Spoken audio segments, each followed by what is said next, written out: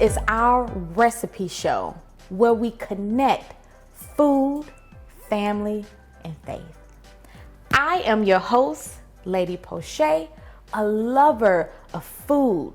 I love to cook, but I also love to eat. Today, our guest is Deacon D, another lover of food and to eat. Amen. Let's dig in.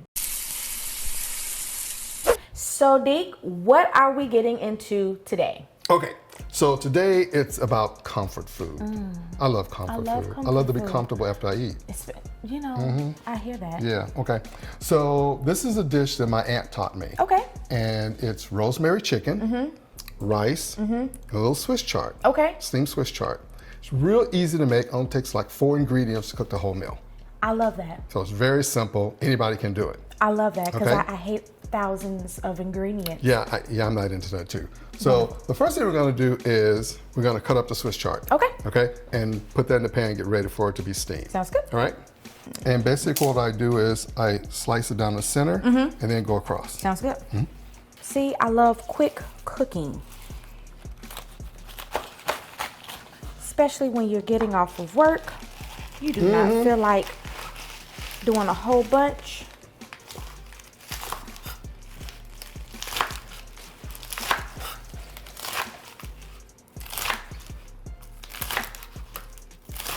Oh, that's perfect. Great, so I'm gonna grab the pan real quick. All right. So I use this pan with because it has a steamer rack inside. And just add water. Yeah, you don't need much because it's just steaming.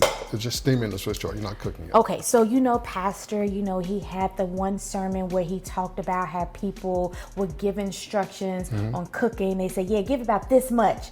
So for those who don't cook like that, if you could guess, about how much water would you add? What you usually do when you use a steamer, you look at the pot and you put an inch of water. Inch of water. Inch of water. Sounds good. Okay. And then the way you load the Swiss chard, you put the stems in first. Also, they can cook So you put the stems on the bottom because they take the longest to cook. And they're So you hard. put those, Makes sense. And if you don't have a steamer, what's really good about putting the stems on the bottom, if you just have water, then it cooks the stems first, and then it steams the leaves afterwards, so you don't overcook the leaves. Sounds good. Yeah. Because it doesn't take that long to cook the doesn't take that leaves. long at all. Just like greens. Yep. Oh, greens. All right. Okay, so we're just gonna set this over here for now. Okay, all right, so now the next step is to prep the chicken. Okay. This is the fun part. I'm ready. Now, a lot of people, the easy thing about this meal is you actually season the meat in the pan. I like to use butter. Salted or unsalted? Salted. Okay. Now, if you want to make this a healthier meal, you can switch to butter for olive oil. Wonderful. Today, I'm not into health, I'm into taste. Come on, how about Hey. it? Yes. I'm gonna let the Lord use you. Well, so we take this pan, put about 3/4 stick of this butter. Just plop it on Just in there. plop it on the pan, and then you stick it in the oven and melt the butter. Okay. Okay. Oh, Yeah. okay. So when the butter is melted, And then- you take each piece of chicken, roll it in the butter, then you season it, and you put it back in the That oven. sounds so Yes, good. it is. Butter makes everything good. Don't it though? It does. Just like bacon. Just like bacon. Makes it taste wonderful. All right. So while that's doing that, we're gonna go ahead and put the rice on. Sounds good. So we get the rice here. So this is 2 cups of rice. Yes. 2 cups of water per 1 cup of rice. Got it. Okay, so put that in the pan, turn the fire on, let it go. So how old were you when you started cooking? I think I was like 7 or 8. Okay. And let me tell you how I Wow. started cooking. So my dad, he worked at International Paper Mill, so he worked various shifts. And my mom, born and raised in Minden, Louisiana. My mom, she was kind of like a trailblazer in the town. So she was like the first black woman to ever be hired at a department store. My mom was 6'1", so she played basketball. Okay. But one day, my sister and I were home, and the neighborhood we lived in, everybody knew everybody. Everybody whooped everybody's kids. Okay. So my mom and dad could leave us at home because they know that Mrs. Jones across the street, Mrs. next door, Mr. Bailey and his wife across the street, everybody watched out for us. So my mom left, and I was hungry, and I wanted something to eat. Oh, wow. So I went in the freezer and pulled out, it's like some corn and some pork chops and some beans. Well, I didn't really know how to cook then, so I took it next door to Mrs. Jones to cook it for us. Okay. And so she did. Okay. And so when my mom came home, she was kind of looking strange because I set the table. Because we eat at the table. And so she said, "Why is the table set?" "Well, I took some food over for Mrs. Jones to cook for us because you didn't cook today. Oh. And I'm hungry." Big mistake. Oh, yeah. Big mistake. Oh, yes. Big mistake. Yes. So Mrs. Jones brought the food over. We ate, including my mom. But that night, I kind of got a whooping. Because you took it to Because I took it, yes. She says, "I don't want people thinking that I'm not feeding y'all." I went, "Well, today you didn't." I said some stupid things as a child. So after that, my dad had a little talk with me. And he said, "I think I need to teach you how to cook." Okay. And so that's what started it. Wow. And then my mom said she never wanted me to depend on a woman to feed me. So she taught me how to cook. Then my grandmother said, "Next time your mom goes somewhere, you need to know how to cook." So my grandmother taught me how to cook. Okay. So that's how cooking started in my family. So my For me. boys are 9 and 11, and I too think that it is important for them to not depend on a woman, specifically me, all the time, Yes. to cook for them. So I'm going to send them to your Yes. house. You know what? They can come anytime. Yes. Anytime. Yes.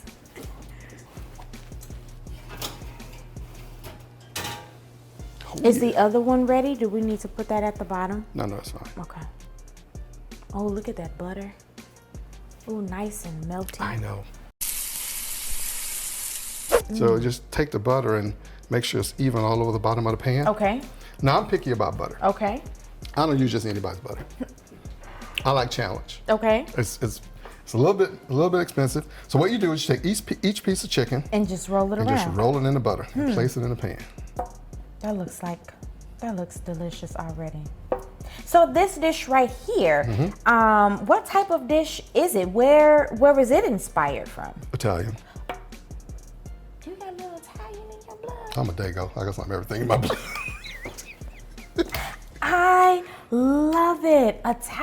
Wow. So what was it like growing up with an Italian relative? Well, actually, I didn't. So what happened is I moved to California in December '79. Okay. I came to visit for Christmas.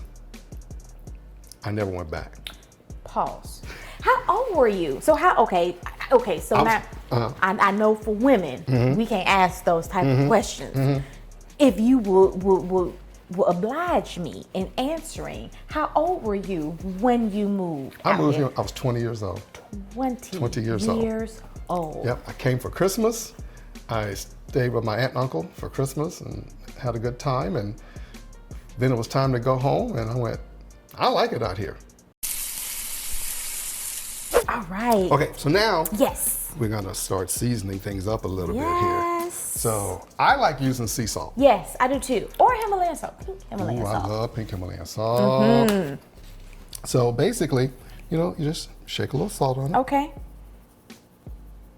Shake a little tail feather. Okay. And a little pepper. That's an art to shaking pepper. It is. It's a twirl. Turn that fire on the Swiss chard. All right. And what would you like me to turn it to? High, medium? Medium. Medium. Wonderful. And you can put as much rosemary as you like. Okay. I like a lot of rosemary. Okay. And it makes the house smell so good. It does. And so then all you do is you flip it over. And then do you season? Do the same thing. Wonderful. So when was the first time you made this dish? First time I made it without my aunt. We used to go to the Monterey Jazz Festival all the time. And so for some reason, I don't remember why my aunt was traveling. So she couldn't go this year. And she always made this dish for like 30 people. Okay. And so she wasn't there. They wanted it, and so my uncle said, well, you're always in the kitchen with her, why don't you make it? I went, oh, okay. What another faith move. Yeah, it was faith. Because you know how you see something all the time, Yes. and then when it's time for you to do it? Yeah. Oh, it's a totally different. It is. Oh, yeah, it's totally It different. is. Totally different. I get it. So I made it for 40 people Oh, in Carmel at my friend Hans's house. wow. Yeah, who, by the way, is just turning 93. We're going to his party in May. Wow. Yeah. So this is ready to go in the oven.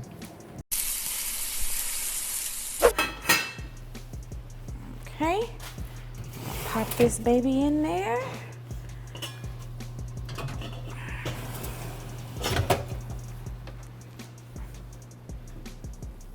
All right, so do we take our Swiss chard out now? We can take it out now. Okay. And put it in this bowl. Sounds good. Smells so good. So good, so good. Now what might be easier is some tongs. Yes. And just tongue it into the bowl. Absolutely. Tongs to the rescue. Oh, look at that. Look at that. Nice, healthy. All the nutrients are still in there because they have not cooked down completely. Nope. I love it. I want to get all of the goodness that's down there. All right. That's great. Just gonna move this over here for you. And now we just put in, I'm gonna let you do it. Okay. And so about how much olive oil would you say you use? It's one of those things where, like your grandmother gotta eyeball say, it. you got to eyeball it. But so I buy my olive oil in Napa Oh, from the olive oil factory. fancy. So, but it's cheap. Okay. And so I get it from the olive oil factory. You get like a big gallon jug for like $30. Oh, wow. Yeah, it's really good olive oil. And so I bought one of these little things. Marilyn made me start using something like this because Yes. I had a wine bottle. And so she was like, you That's just not can't. work. Yeah, no. I'm No. like, it's my thing, bro. But anyway. It works the same. Yeah, that's what I say. And so I used to just squirt just a little on like that. Okay, if I could guess, I would say that would be about I said about, a half about, tablespoon? it's about a tablespoon actually. Tablespoon? Okay. And see, and then do that one more time.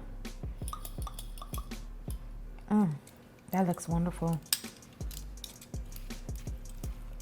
And then just a little salt, not Okay. much at all. Okay. That's good. So maybe about half teaspoon. About a teaspoon. All right. Okay. Check on our rice. Let's check on our rice. Oh, yeah, it's just about there. Okay. Just about there. So now what we're gonna do is grab the chicken that's ready. Yes. Put it right here. Yes. So you guys, I wish there was a such thing as a smell-o-vision, because the smell that is coming from this, and the oven door is not even open yet. Oh my gosh. I'm gonna open it and I'm just gonna do like this and pray that you can just smell the brown butter. Oh my gosh, look at that. The brown butter and the rosemary. Oh my goodness, this chicken looks amazing.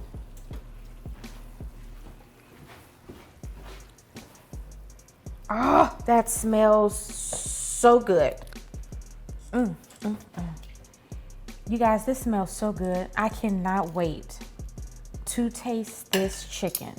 And for those who do not know, Deacon Dwayne is a phenomenal cook. Phenomenal cook.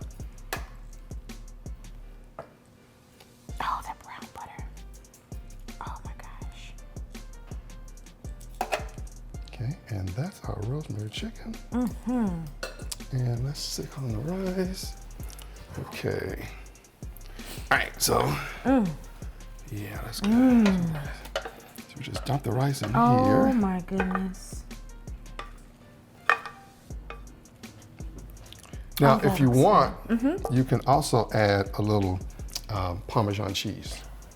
Oh my goodness, this looks amazing. I think we got everything out. Now, we can plate it.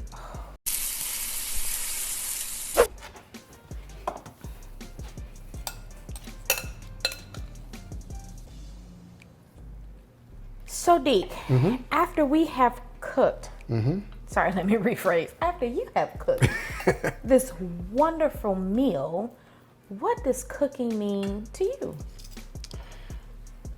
You know, this may sound a little corny, but cooking means love to me because I love to see people enjoy food. I love to see what food does to people. You know, a lot of people use food for different reasons. Yes. I mean, you know, some people use it because they're stressed out. Yeah. Some people use it because it fills a void in their life. But when I cook food, I try to put in the love that my grandmother, my mom, and my dad put in their food so that the feeling that you get out of it is a loving, comfortable feeling that warm inside and that it takes the end of the day and just puts a finishing touch on it. I can just wraps you up. Yep. I love that. Puts a finishing touch on the day. And it just wraps you up and just puts you to bed. Because good food can put you to bed. Sure can. It surely can. Okay. I am ready to taste this food. Nurse Betty told me one day when I was cooking at the church, you need to back off the salt a little bit, Dwayne, because we all old here. That's so funny. And so I made that a habit. But it still tastes good. I love the crunchiness of the Swiss chard. It makes me feel like like I said earlier, all of the nutrients haven't been cooked out of it, and I'm getting some good nutrients in it. That came out really good. Great job. I love it. I want to thank you guys so much for tuning in to our very first episode of Heavy on the Base. Deke, thank you so much for taking time to come out and show us how to cook this wonderful, nutritious meal. I appreciate you so much, and I appreciate every single last one of you guys, and I hope you have a great day. It's my pleasure.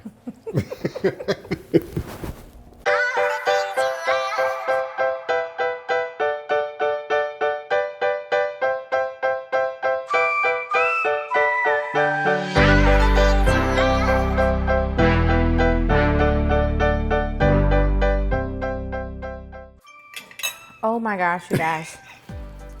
It's really hard to put my fork down, but I do want to thank you so much. You get that chard, you get one of those chards in your teeth. Check me. I'm good? You're good. All right.